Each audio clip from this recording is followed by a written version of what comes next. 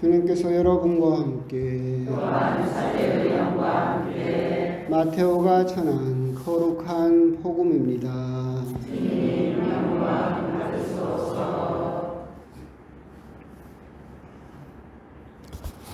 예수님께서 카이사리아 필리피 지방에 다다르시자 제자들에게 사람의 아들을 누구라고들 하느냐 하고 물으셨다. 제자들이 대답하였다. 세례자 요한이라고 합니다. 그러나 어떤 이들은 엘리야라 하고 또 어떤 이들은 에레미야나 예언자 가운데 한 분이라고 합니다. 예수님께서 그렇다면 너희는 나를 누구라고 하느냐 하고 물으시자 시몬 베드로가 스승님은 살아계신 하느님의 아드님 그리스도이십니다 하고 대답하였다. 그러자 예수님께서 그에게 이르셨다. 시몬 바로요나야, 너는 행복하다. 살과 피가 아니라 하늘에 계신 내 아버지께서 그것을 너에게 알려주셨기 때문이다. 나 또한 너에게 말한다. 너는 베드로이다. 내가 이 반석 위에 내 교회를 세울 터인즉 저승의 세력도 그것을 이기지 못할 것이다. 또 나는 너에게 하늘나라의 열쇠를 주겠다. 그러니 내가 무엇이든지 땅에서 매면 하늘에서도 매일 것이고 내가 무엇이든지 땅에서 풀면 하늘에서도 풀릴 것이다. 그런 다음 제자들에게 당신이 그리스도라는 것을 아무에게도 말하지 말라고 분부하셨다. 주님의 말씀입니다.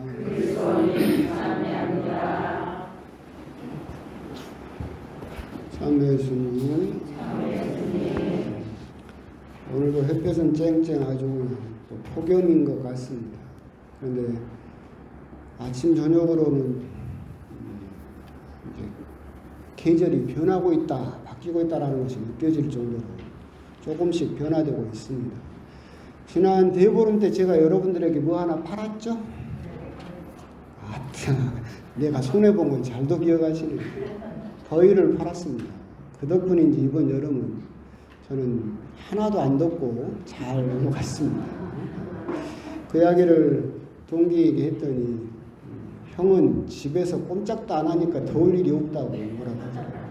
대체나 생각을 해보니까 밖에서 이렇게 폭염이어도 밖에 나가야 더운데 방구석에 가만히 있는 저는 그냥 시원하게 여름을 난 것 같기도 하지만 그래도 여러분들한테 잘 팔아서 이번 여름도 저는 잘 난 것 같고 내년에도 한번 잘 팔아보도록 하겠습니다. 하여튼 여러분들은 직장에서 여러 가지 또 사회생활을 하시면서 이 더운 여름 또 무사히 또 그래도 잘 견뎌내셨다라는 생각이 들고 앞으로 조금만 더 힘을 내시면 또 선선한 가을이 오지 않을까 그런 생각이 듭니다. 사실 오늘 제가 강론할 필요가 있나요?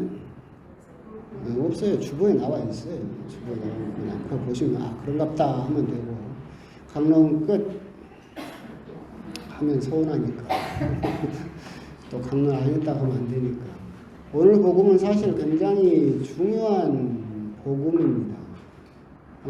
불교에서는 전통적으로 그 공안 또는 화두라는 게 있습니다. 그러니까 일자선이라고 해서 어떤 중요한 질문을 스승이 주면 그 질문을 가지고 계속해서 매달리는 것이 그래서 그 말을 통해서 깨달음을 얻는 것이 화두, 공안이라고 하죠. 하지만 보통 그건 함정이라고 보통 칭하지만 뭐 여러분도 잘 아는 옛날에 영화 제목이 있었잖아요. 달마가 동쪽으로 간 까닭은 그것도 화두 중에 하나입니다. 우리나라 불교에서도 마지막으로 깨달았다라고 인정되는 스님은 경어라는 스님이 계셨어요. 그분이 그 몰두한 화두는 콧구멍이 없는 소에게 콧뚜레를 어떻게 뚫을 것인가라가 그분의 화두였습니다. 콧구멍이 없어요. 콧뚜를 어떻게 뚫을 것이냐. 그분은 그게 무슨 의미일까를 깨우치기 위해서 밤낮으로 거기에 대해서 몰두를 했고 심지어는 턱 밑에다가 이렇게 송곳을 세워놨습니다. 그러니까 그게 무슨 뜻일까 하다가 잠이 와서 자면 어떻게 됩니까? 송곳이 턱을 뚫고 들어옵니다. 그 정도로 그래서 피를 철철 흘리면서도 그 말이 무슨 뜻일까라고 해서 그 말에 몰두하고 집중해서, 그런데 사실은 그걸로 깨달은 건 아니고 다른 사람들을 돕다가 깨달음에 이르게 되는데, 하여튼 그게 이제 화두죠. 공안입니다. 그게 무슨 의미일까? 자기 삶을 걸고 매달리는 깨달음의 단어라고 이야기할 수 있을 텐데, 우리 그리스도인들에게도 그런 화두, 공안이 있느냐라고 물어본다면, 저는 오늘 복음에 나오는 말씀이 우리 그리스도인들이 턱 밑에다가 송곳을 세우지는 못할지언정 끝까지 매달려야 되는 그런 구원의 말이다라고 저는 생각을 합니다. 오늘 우리 그리스도인들에게 주어진 화두는 그겁니다. 너는 나를 누구라고 하느냐? 옛날 공관복음에는 너는 나를 누구라고 생각하느냐라고 되어 있죠. 그게 더 피부에 와닿긴 하지만 그겁니다. 우리가 계속해서 매달려야 되는 것은 나는 예수님을 누구라고 믿고 있느냐? 이것이 우리들에게는 화두와 같은 질문이다. 오늘 베드로가 처음에 제자들이 대답했던 것처럼 세례자 요한이라고도 하고 에레미야나 다른 예언자 같은 가운데 한 분이라고 합니다. 그렇게 예수님을 믿고 있으면 예언자가 구원을 줍니까? 안 주죠. 그냥 스쳐 지나가는 수많은 예언자 중에 한 분일 뿐이에요. 하느님의 말씀을 전해주지만 굳이 내가 내 인생을 걸 만한 그런 말씀을 지니고 있는 분은 아니겠죠. 그런데 이제 베드로에게 물어보시고 질문을 또 답을 듣게 됩니다. 똑같이 여러분에게 예수님이 물어보신다면 여러분들은 뭐라고 대답하시겠느냐? 너는 마리아야, 요셉아, 너는 나를 누구라고 믿느냐, 생각하느냐라고 질문을 던진다면 나는 거기에 대해서 어떤 대답을 하겠느냐? 이것이 우리들이 신앙 안에서 평생 매달려야 되는 화두이지 않는가? 아, 내가 이렇게 하면 나에게 복 주고 돈 많이 벌게 해주고 잘 살게 해주고 건강하게 해주고 그런 분입니다 라고 대답을 한다면 우리들은 예수님하고 거래를 하고 있는 거죠. 내가 이렇게 믿을 테니까 당신은 그것을 나에게 주라 라는 거래 상대자로 생각을 할 뿐이겠죠. 거기에는 구원이 있을 수 없죠. 여러분들이 거래를 하면서 그 사람이 그런 구원을 줄 거라고 생각하지 않는 것처럼, 아, 당신은 내 인생에서 그냥 크게 도움되는 지혜로운, 그리고 또 뭐 들어서 나쁠 것 없는 좋은 말씀을 해주시는 인류의 큰 스승님입니다 라고 대답을 한다면 똑같습니다. 그 예수님은 부처나 공자나 같은 레벨일 뿐이죠. 그냥 나에게 들어서 좋은 말을 해주시는 그런 인류의 큰 스승님입니다 라고 대답을 한다면 그 안에 구원은 없습니다. 공자나 부처를 믿는다고 구원을 못 받는 거죠. 나도 똑같이 그렇게 대답한다면 나 역시 구원받을 수 없을 것이다. 예수님께서 그렇게 질문을 던졌을 때 나는 도대체 예수님을 누구라고 생각하기에 이렇게 행동하고 있는가? 나는 도대체 예수님을 어떻게 믿고 있기에 이렇게 할 수 있었는가라고 하는 끊임없는 되새김이 있다라고 한다면 여러분들은 예수님의 반석이 될 수 있다라고 하는 것. 결국 오늘 복음에서 가장 중요한 것은 이 질문을 제자들에게만 하신 것이 아니라 똑같이 나에게 예수님께서 질문을 던지신다라고 한다면 나는 그 질문에 대해서 나의 온 삶을 걸고 나는 과연 어떤 대답을 내놓을 수 있겠느냐? 그 대답에 우리의 구원과 영원한 생명이 달려있다라고 하는 것. 그렇기 때문에 계속해서 우리들은 화두처럼 턱 밑에 송곳을 세운 것처럼 끊임없이 우리들은 다시 되새기고 다시 물어봐야 된다라고 하는 것. 그런 부분에 대해서 한번 곰곰이 생각을 하셨으면 좋겠습니다. 그러면서 이 질문에 대해서 사도 베드로가 살아계신 하느님의 아드님 그리스도이십니다 라고 대답을 합니다. 그러자 예수님께서는 너는 베드로 반석이다 라고 하시면서 극 칭찬을 하시면서 열쇠까지 주시죠. 네가 땅에서 매면 하늘에도 매일 것이고 풀면 하늘에도 풀릴 것이다 라고 하는 인간으로서 가질 수 있는 그런 엄청난 은총을 허락하십니다. 근데 오늘 복음에는 잘려 있는데 다음 주에 나옵니다. 다음 주에 이제 연달아 나오는데 이렇게 칭찬을 들은 베드로가 예수님께서 당신의 순한 예고를 하시자 안 됩니다 라고 틀어잡게 되죠. 그러자 예수님께서 사탄아 물러가라. 너는 나에게 걸림돌이다라고 말씀을 하십니다. 그래서 오늘 주보에 있는 내용도 그겁니다. 사람은 한 명이죠. 베드로예요. 근데 방금 몇 분 전에 이 사람은 무슨 돌이었어요? 반석이었어요. 튼튼한 반석이었어요. 근데 몇 분 후에 이 사람은 뭐가 돼버렸어요? 걸림돌이 돼버렸어요. 같은 돌인데도, 같은 사람인데도 어떨 때는 반석이고 어떨 때는 걸림돌이죠. 우리들은 반석과 걸림돌이 따로 구분되어 있다라고 생각할 수도 있겠지만 사도 베드로의 그 모습을 보면 같은 사람이 반석일 수도 있고 걸림돌일 수도 있다라고 하는 것을 우리들은 생각할 수 있겠다라고 하는 겁니다. 그럼 반석과 걸림돌의 차이점이 뭡니까? 주보에 있어요. 앞에 있냐? 뒤에 있냐? 예수님께서 사탄아 물러가라, 이것을 성경 원어 그대로 한다면 사탄아 내 뒤로 물러서라 라는, 내 뒤로 와라 라는 의미입니다. 결국 예수님께 칭찬드린 반석은 예수님 뒤에 있을 때죠.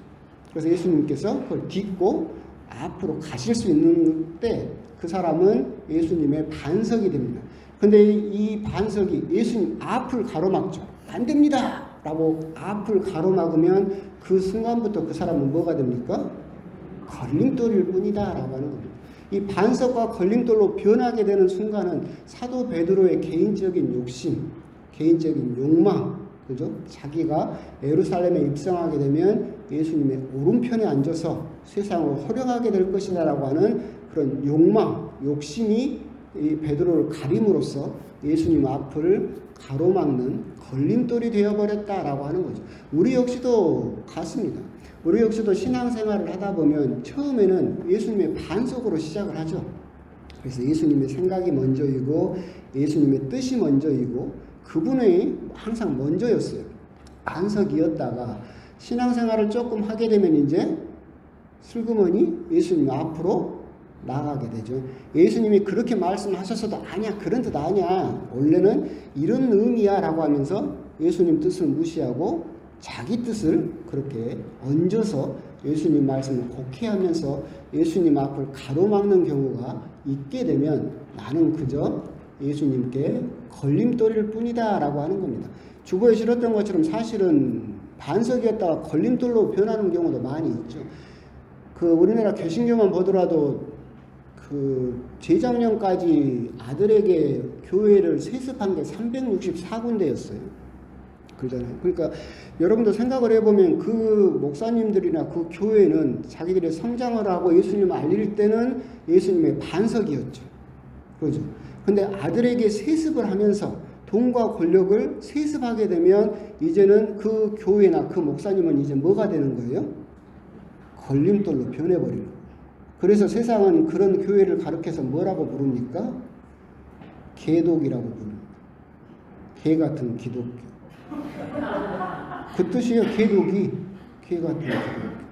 여러분 웃지만 그렇게 불리는 순간 이 사람들은 이제 예수님 이름을 더럽히는 걸림돌일 뿐이다.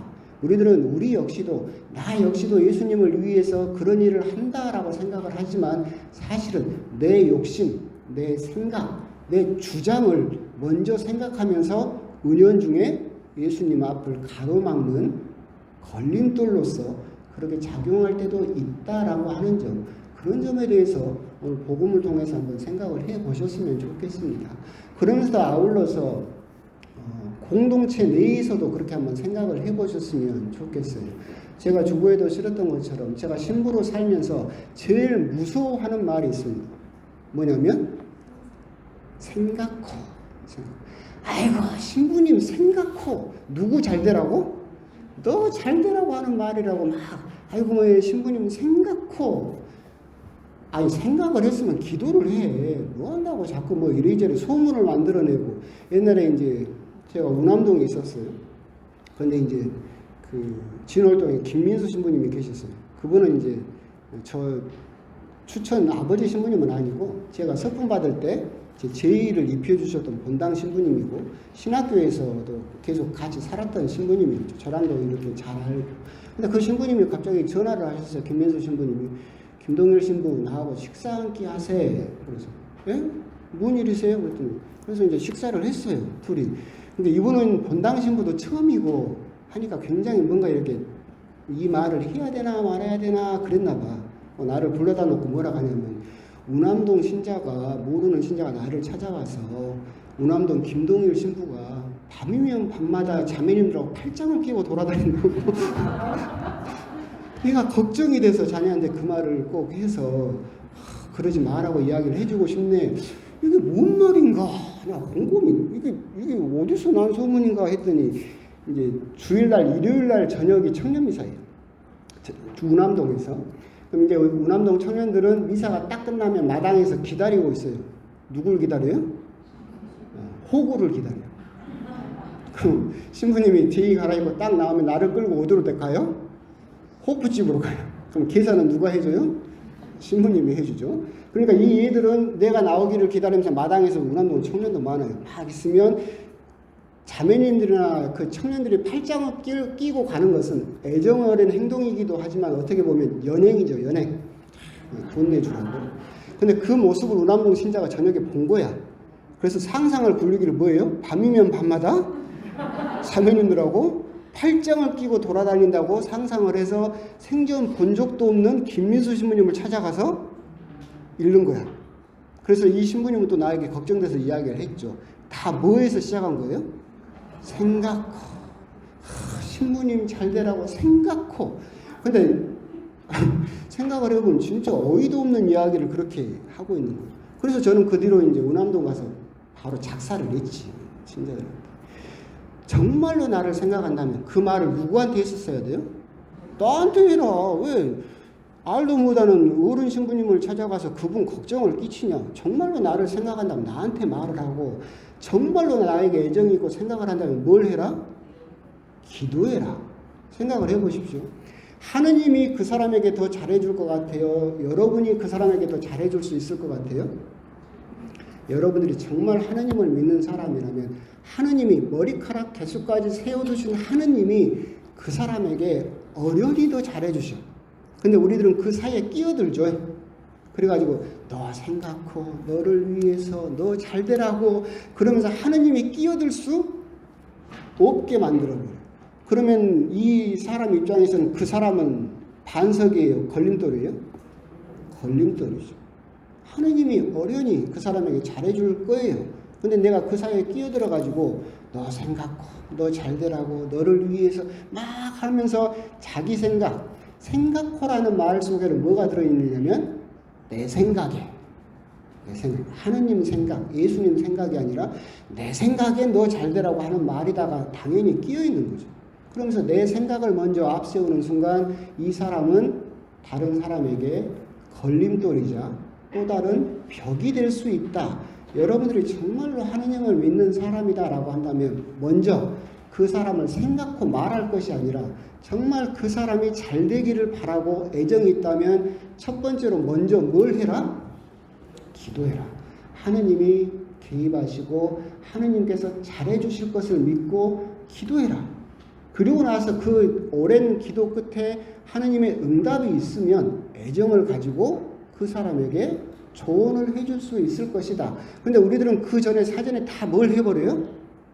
너 생각고 소문내고 말 옮기고 뒷담하고 다 나는 모르는데 내가 밤이면 밤마다 자매님들하고 팔짱 끼고 다니는데 나는 몰랐는데 인기도 많네. 나는 근데 다 그런 일이 벌어져 버려요.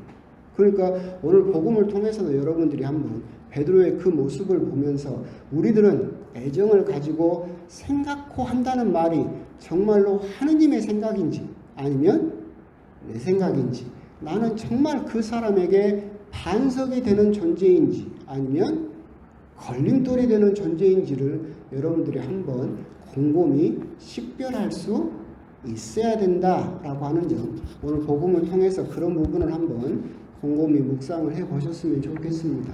아멘.